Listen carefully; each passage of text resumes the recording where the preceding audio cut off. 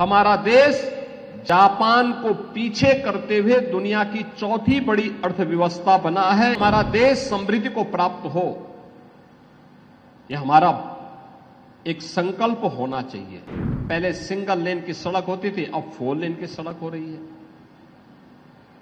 पहले वायु सेवा नहीं थी, अब वायु सेवा भी प्रारंभ हो गई है। बहनों और भाइयों,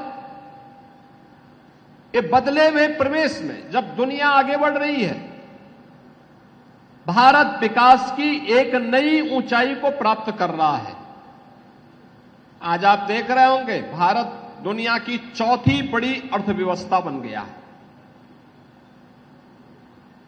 यानी यह देश जब अपनी आजादी के 75 वर्ष बना रहा था, आजादी के अमृत महोत्सव वर्ष में उत्तर प्रदेश ने, देश ने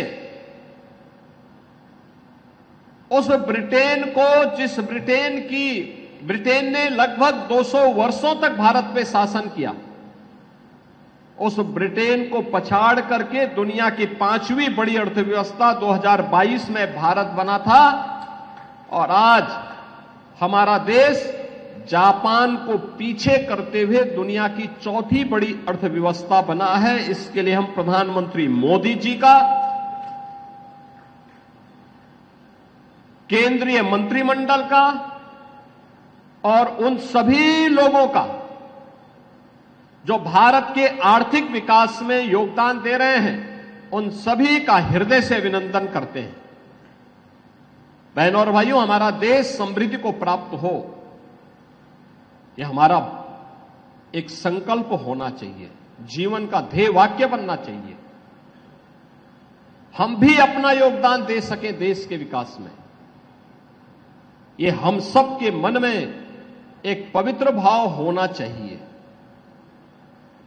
और उसी भाव के साथ प्रदेश में पिछले 8 वर्ष में प्रधानमंत्री मोदी जी के मार्गदर्शन में नगरीकरण को और विस्तार देने के क्रम में अर्बनाइजेशन के कार्यक्रम को तेजी के साथ फैलाने का एक विस्तृत अभियान सरकार ने लिया। पहले नगर निगम, गोरखपुर पहले एक छोटा सा नगर पंचायत रही होगी, उससे पहले कोई ग्राम पंचायत रही होगी, फिर नगरीय कल्पना आई होगी तो गोरखपुर एक नगर पंचायत बनी होगी, फिर नगर पालिका बनी, फिर नगर निगम बना, और आज प्रदेश के 14-15 बड़े महानगरों में गोरखपुर की गिनती आती है। आप अनुमान करिए कितनी तेजी के साथ विस्तार हुआ है। गोरखपुर में पूर्वी उत्तर प्रदेश के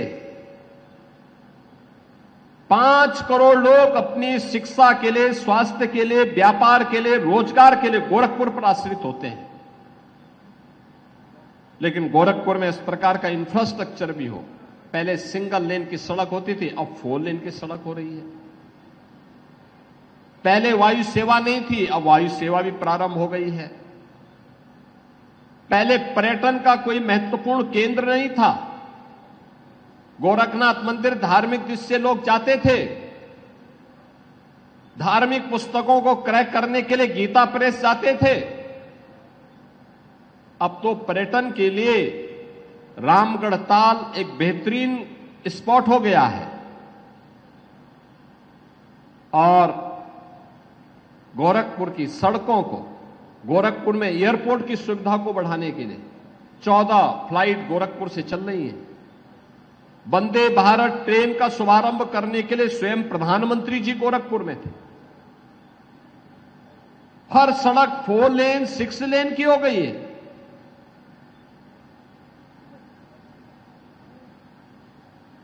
जिन वार्डों में सुविधा नहीं है, वहां पे उत्सव भवन बनाए जा रहे हैं।